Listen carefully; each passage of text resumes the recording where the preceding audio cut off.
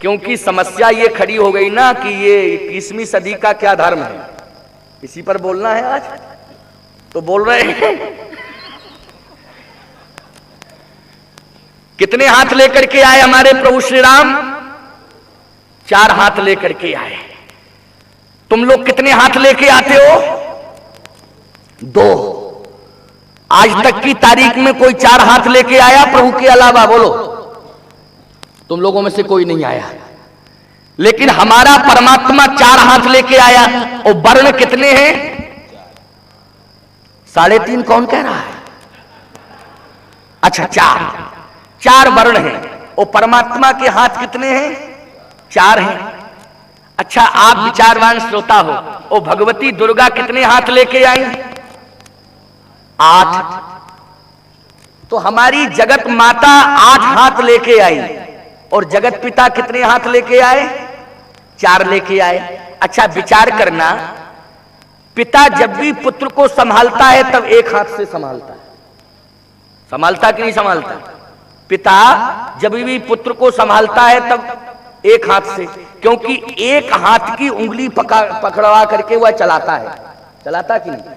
और मां जब भी संभालती है अपने बेटे को तो कितने हाथ से संभालती? 2 हाथों से। क्यों, दोनों हाथों से संभालती कि नहीं संभालती? समझ में आया? करे थे ऐसे किया करो, नहीं ऐसे कर दिया क्या, हम तुम्हारा कुछ नहीं बिगाड़ेंगे, पंचायती राज है ना। लेकिन यह सत्य है कि मां जब भी अपने बेटे को संभालती है तब दोनों हाथों से संभालती है, और पिता जब भी अपने पुत्र को संभालता है तो 1 हाथ बढ़ाता है, उंगली पकड़ाता है और चलाने लगता है। परम पिता 4 हाथ लेकर के आया और जगत माता 8 हाथ लेकर के आई। देखिए, हमारे यहां वर्ण 4 हैं। बोलो, है ना? ब्राह्मण, क्षत्रिय, वैश्य और शूद्र। परम पिता परमात्मा ने 4 हाथों से एक वर्ण को संभाला है। उसने कभी भेद नहीं रखा है, उसने तो प्रेम से इन 4 को संभाला है, 4 भुजाओं से। लेकिन अष्टभुजा माता ने क्या किया? क्योंकि मां दोनों हाथों से संभालती है, इसलिए वर्ण 4 हैं और हमारी जगत माता की भुजाएं 8 हैं। 2 भुजा उन्होंने ब्राह्मण को दे दिया है, 2 भुजा क्षत्रिय को दे दिया है, और 2 भुजा वैश्य को दे दिया है, और 2 भुजा शूद्र को दे दिया है। बंटवारे में भी अंतर नहीं किया है, इसलिए समान रूप से बंटवारा किया, भेद तो नहीं रखा। हमारा परमात्मा जब आया तो उसने भी भेद को समाप्त कर दिया।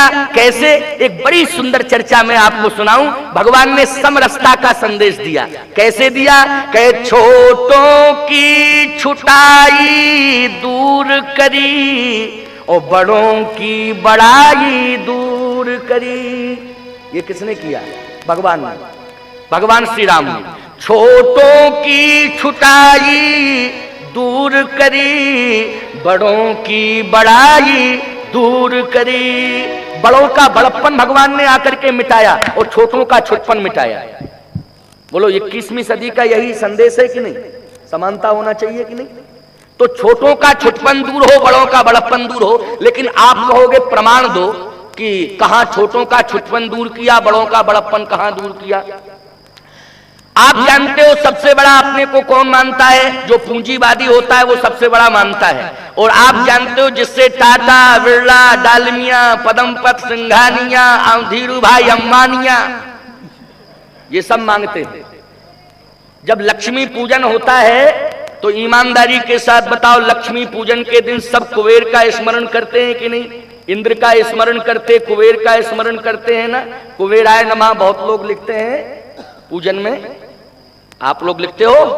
हाँ, ऐसे कर दिया, उसकी तो जरूरत ही है, लिखो ही करोगे उसके लिए, हैं? कुबेर का नाम तो लिखते हो आप लक्ष्मी पूजन में। बाबा कल्याण दास जी का लिखते हैं कि आपको आशीर्वाद देकर के धनपति बना रहे हैं। आशीर्वाद से बन रहे हो तुम कि कुबेर के देने से बन रहे हो? हमारे सत प्रज्ञानंद जी महाराज जो है समाज कल्याण में लगे हैं, जितने भी संत आए हैं सब समाज कल्याण में लगे हैं, आशीर्वाद दे करके तुम्हारा कल्याण कर रहे हैं। लेकिन तुम संतों का नाम नहीं लेना चाहते हो, कुबेर का तो मजबूरी में लेते हो कि वो हमें दे। जो देने वाला है उसका नाम तो तुम लोग ही लो। तो मैं आपसे निवेदन करना चाहता हूं, कुबेर, इंद्र ये अपने को बहुत बड़ा मानते हैं, बड़प्पनधारी हैं, लेकिन भगवान ने इनके बड़प्पन को 2 सेकंड में मिटा दिया। आप कहो कैसे? जिस समय भगवान श्री राम लंका के सम्रांगण में, युद्ध के प्रांगण में युद्ध लड़ने के लिए तैयार हैं, तो किससे युद्ध कर रहे हैं भगवान? रावण से। रावण सामने खड़ा है युद्ध करने के लिए। भगवान ने कहा जब तेरी इच्छा है युद्ध की तो मेरी भी इच्छा है, मैं क्या करूं? जब तू लड़ने के लिए बैठा है तो लड़। हाँ, जैसे वो युद्ध मैदान में रावण आ गया, इधर भगवान श्री राम रावण से युद्ध करने के लिए तैयार हैं। विभीषण जी महाराज की आंखों में आंसू आ गए, तो भगवान राम ने कहा भ्रातृत्व मोह जागृत हो गया क्या? क्योंकि तू समझ रहा है कि शायद आज मैं अपने बाण से तेरे भाई रावण का वध कर दूं, तो इसलिए तेरी आंखों में आंसू है। विभीषण ने कहा नहीं महाराज, हमारी आंखों में इसलिए आंसू नहीं है कि आज मेरा भाई आपके बाण से मारा जाएगा, आज मेरी आंखों में इसलिए आंसू है क्योंकि रावण रथी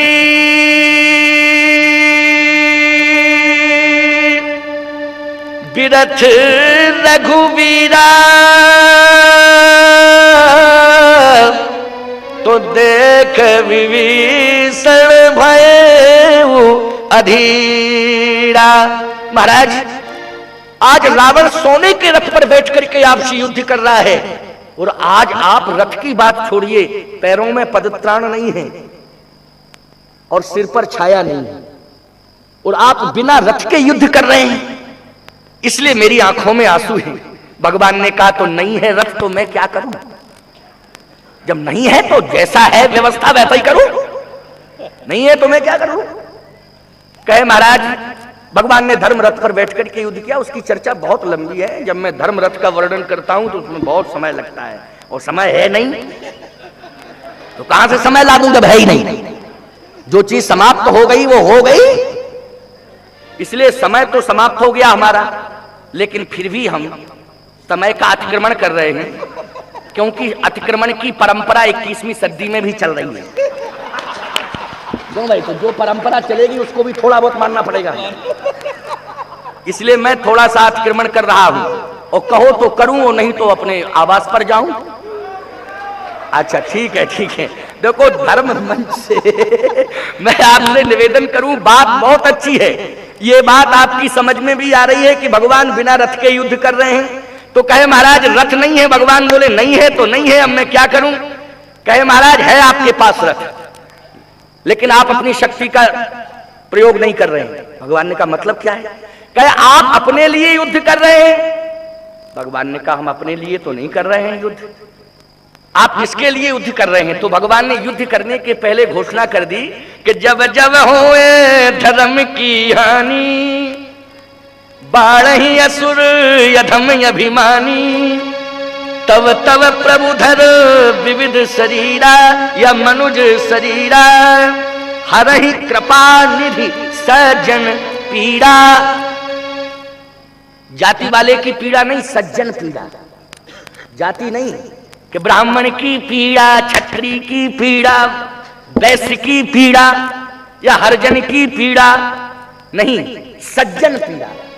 तो जाति वाले बनने के पहले तुम सज्जन बनो। क्या बनना है? सज्जन। यदि तुम सज्जन बन जाओगे तो हमारे यहां जाति का महत्व अपने आप समाप्त हो जाएगा। जैसे महात्मा कबीर और महात्मा रैदास, उनकी कृति आज भी अमर है। तो भगवान श्री राम ने कहा नहीं है रथ। विभीषण जी ने कहा कि आप अपने लिए युद्ध नहीं कर रहे हैं, आप इंद्र की सत्ता को बचाने के लिए युद्ध कर रहे हैं, क्योंकि ये सारा मामला जो हुआ है वो इंद्र के द्वारा। इसने आपातकालीन बैठक बुला करके सरस्वती को अयोध्या में भेजा, और मंथरा की बुद्धि खराब की, फिर केकई की कि वो आपको पद मिलवा दिया। ये सब इंद्र की चाल है। इसलिए आप इंद्र की सत्ता को सुरक्षित करने के लिए, देवताओं को सुखी बनाने के लिए आप रावण से युद्ध कर रहे हैं। इसलिए सरकार, इंद्र के पास भी रथ नहीं है। इंद्र 2-4 रथ भेज सकता है अगर चाहे तो। इसलिए आप इंद्र से कह दो। भगवान ने कहा मैं इंद्र से नहीं कहूंगा। इधर देवताओं ने इंद्र से कहा कि आप ही के पीछे तो युद्ध कर रहे हैं प्रभु, अगर मूड चेंज हो गया, कहीं लौट गए अयोध्या, तो सारा मामला खटाई में पड़ जाएगा, और रावण फिर छोड़ने वाला नहीं है। इसलिए एक काम करो, 2-4 रथ भिजवा दो। इंद्र बोला हमारी भी अपने आप में एक प्रेस्टेज है, भगवान एक शिल्पी भिजवा दे, आदरणीय इंद्र जी एक रथ भेज दीजिए। तो हम एक के बदले 4-4 रथ भेज दें?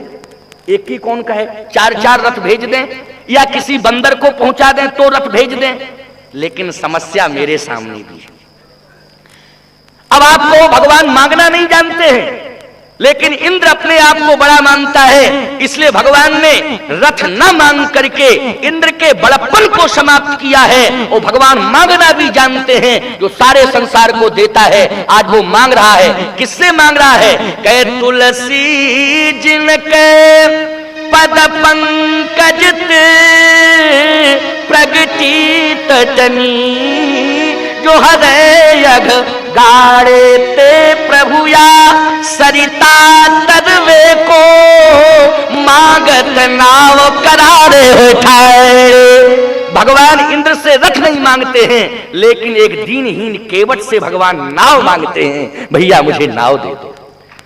तो बोलो, भगवान ने इंद्र के बड़प्पन को समाप्त किया और केवट के छुटपन को समाप्त किया। बस यही 21वीं सदी का संदेश है। तो मैं आपसे निवेदन करना चाहता हूं, भगवान श्री राम ने सबके साथ समत्व का व्यवहार किया।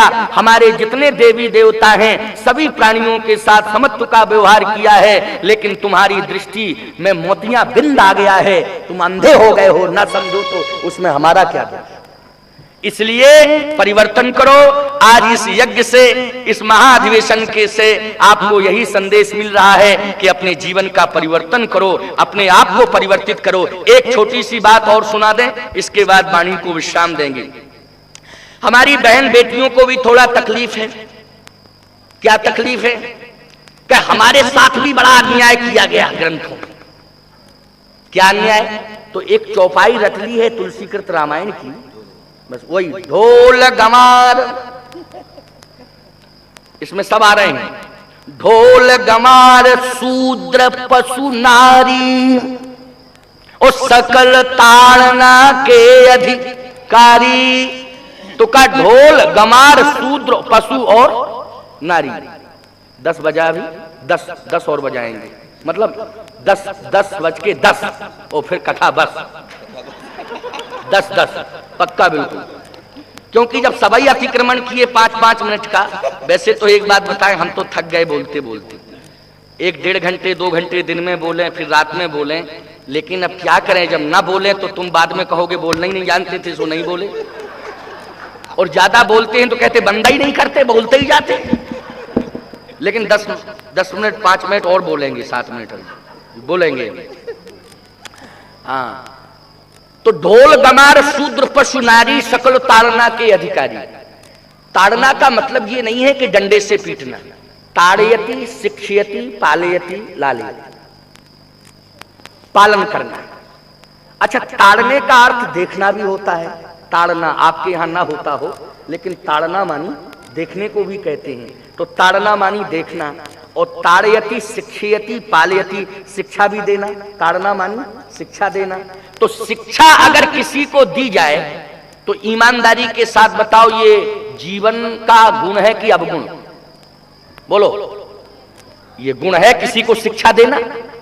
अब माताएं बहन बेटियां कहती हैं कि नहीं स्वामी जी, ये तुलसीदास जी ने आक्रोश में लिखी चौपाई, आक्रोश में, ये नारी के प्रति उनका आक्रोश। हमने कहा नारी के प्रति आक्रोश क्यों? कहे कि उस परिस्थिति में लिखी जब तुलसीदास जी की पत्नी रत्नावली ने उनको डांटा डपटा फटकारा तो बस, और 1 लात मारी और तुलसीदास जी भगे, और जैसे ही भगे तो उन्होंने तुरंत नारी का विरोध कर दिया। उस परिस्थिति में लिखी गई। तो आप परिस्थिति बताते नहीं, अपने मन का अर्थ करते। हमने कहा तो इसका अर्थ ये हुआ कि तुलसीदास जी की पत्नी अगर तुलसीदास जी के लात का प्रहार नहीं करती तो वो रामायण नहीं लिखते। बोले पक्की बात, कन्फर्म, अगर लात नहीं डालती पत्नी तो वो लिखते ही नहीं रामायण। हमने कहा तो लात ही मारने से रामायण लिखने का फार्मूला तैयार हुआ? ये तुम्हारी बुद्धि कब से चल गई? और मैंने कहा कि अगर लात पत्नी के लात मारने से तुलसीदास जी ने रामायण की रचना की, तो ऐसे भाग्यवान बहुत सारे लोग आज भी समाज में हैं जो सवेरे सवेरे से 10-20 लातें रोज खाते रहते, वो भी एक आध ग्रंथ लिख देते तो हमें मान जाता कि ये बात सत्य है। क्या ये बुद्धि का दिवालियापन है तुम्हारा? समझते ही नहीं हो। ऐसी बात नहीं है माताओं, नारी का तो सम्मान सुरक्षित किया गया है, क्योंकि महावृष्टि चल फूट कियारी, जिम स्वतंत्र होए बिगड़े नारी।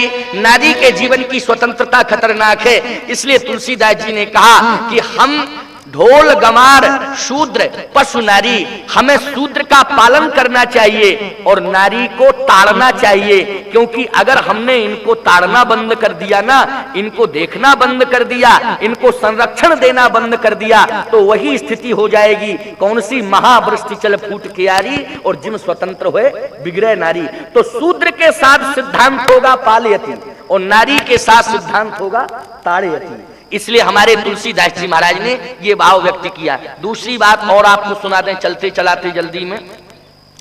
आप जानते हो कि हमारे यहां माताओं को विशेष संरक्षण दिया जाता है। जैसे संरक्षण में एक प्रमाण तो यह है कि जब भी नारी घर के अंदर रहती है तो किवाड़ बंद भले ही ना हो लेकिन पर्दा पड़ा रहता है। क्यों भाई, पड़ा रहता है कि नहीं? और जब नारी देहरी के बाहर निकलती है तो कोई ना कोई परिवार का सदस्य संरक्षक बन के उसके साथ चलता है, ये व्यवस्था जुड़ी है। और तीसरी बात यह है कि नारी घूंघट मानी सिर को ढक के चलती है, ये मर्यादा है। इसका मतलब ये नहीं रूढ़ी परंपरा। अच्छा, हम लोग भी सिर को ढके हैं तो रूढ़ी है क्या? बोलो। जब गुरुद्वारे में वो आए थे, हमारे कौन आए थे वो सिख मंगल सिंह जी ज्ञानी जी आए थे, तो वो तो इतना बड़ा साफा बांधे थे, और जब भी आप गुरुद्वारे में प्रवेश करोगे तो सिर पे कुछ रखना पड़ेगा, नहीं घुसने नहीं देंगे वो। समझ रहे हो कि नहीं? इसी प्रकार से जब भी आप यज्ञ मंडप में जो यज्ञ विद्वान जितने बैठे हैं सिर के ऊपर कुछ ना कुछ रख लेते हैं पूजन के समय में, ये परंपरा है। और पुराने समय में साफा बांधा जाता था और टोपी की परंपरा थी, टोपी की। लेकिन अब तो सब खत्म ही हो गया खेल, ना टोपी ना साफा।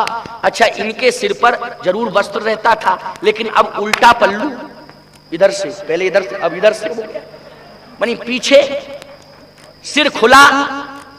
और परंपरा ये थी कि नारी का कभी भी केस खुला हुआ नहीं होना चाहिए। बड़ी शिक्षाप्रद बात है, सुन लो ध्यान से। नारी का सिर खुला हुआ नहीं होना चाहिए था, नारी का बाल खुला हुआ नहीं होता है, नारी के केस हमेशा बंधे हुए होते हैं। और याद रखना, जिस दिन समाज में नारी का केस खुल जाता है उसी दिन महाभारत हो जाता है, उसी दिन महाभारत हो जाता है। नारी का सिर बंधा हुआ, जूड़ा बंधा हुआ होना चाहिए, लेकिन आज सिर खुला है, केस खुले हुए हैं। और उसमें भी नारी को हमेशा इस बात का ध्यान रखना चाहिए कि चोटी रखे तो एक रखे, कृष्ण शीश जटा एक बेनी, एक चोटी। लेकिन अब दो दो चोटियां, और वो भी खुली चोटियां। और जब सड़क पर चलती हैं तो ऐसे चोटियां फहराती हैं जैसे लाल किले पे मनमोहन सिंह तिरंगा झंडा फहरा रहे हो। ये स्थिति है समाज में। इसलिए हमारी बात का तुम्हें बुरा थोड़ी देर के लिए लग जाएगा, खूब लग जाए, हम तो परसों चले ही जाएंगे यहाँ से। लेकिन हम बिना कहे चूकेंगे नहीं, भले 21वीं सदी का कोई भी धर्म हो, नर और नारी एक समान, लेकिन हम जरूर स्वस्थ परंपरा जो होगी उसको जरूर बताएंगे। और मानना ना मानना ये तुम्हारी बात है और तुम्हारी बात। तो मैं आपसे निवेदन करना चाहता हूं, कभी भी खुला हुआ केस नहीं होना चाहिए, सिर के ऊपर वस्त्र होना चाहिए, मर्यादा, इसको मर्यादा कहते हैं। अब इसमें बुरा इसलिए नहीं मानना कि ये स्वतंत्र हैं, चाहे जब जावे चाहे जब आवे, हमारे लिए कमरे के अंदर रहे तो पर्दा पड़ा है, मकान के बाहर निकले, देहरी के बाहर निकले तो परिवार का कोई सदस्य साथ में चले। और जब भी कहा जाए घूंघट डालने के लिए कहा जाए तो इनको स्वतंत्रता इतनी ज्यादा क्यों है? क्या 21वीं सदी का यही धर्म है, सबको समान रूप से आ जाना चाहिए? तो याद रखना माताओं, अगर तुम समान दर्जा की मांग करती हो तो तुम अपनी प्रतिष्ठा को गिरा रही हो, स्वयं में तुम अपनी प्रतिष्ठा को गिरा रही हो और प्रश्न चिन्ह एक लगा रही हो अपनी प्रतिष्ठा में। याद रखना माताओं, जो कीमती चीज होती है उसको संरक्षण दिया जाता है। बोलो, दिया जाता है कि नहीं? जैसे किसी के पास कोहिनूर हीरा हो, कोहिनूर हीरा, और कोहिनूर हीरे को ईमानदारी के साथ बताओ वो कहां रखेगा? फुटपाथ पे रखेगा कि तिजोरी के अंदर रखेगा? बोलो, तिजोरी के अंदर रखेगा कि नहीं? क्योंकि कोहिनूर हीरा है, इसलिए उसको तिजोरी के अंदर सुरक्षित रखा जाएगा। और तिजोरी में भी रखा जाएगा तो एक अखरूट की डबिया में, फिर तिजोरी में, फिर तिजोरी पर ताला, फिर कमरे में ताला, फिर ताले पर ताला। क्योंकि कोहिनूर हीरा है, उसकी सुरक्षा करना है। और आपने कभी भी देखा होगा किराना मर्चेंट की दुकान पर आप जाना, कल भुवनेश्वर नहीं, बलांगी, भुवनेश्वर तो बहुत दूर है, किराया लग जाएगा 200 रुपया फालतू में। बलांगीर के मार्केट में जाना, किराना मर्चेंट का दुकानदार जब दुकान खोलेगा तो याद रखना आपको एक विशेषता देखने को मिलेगी।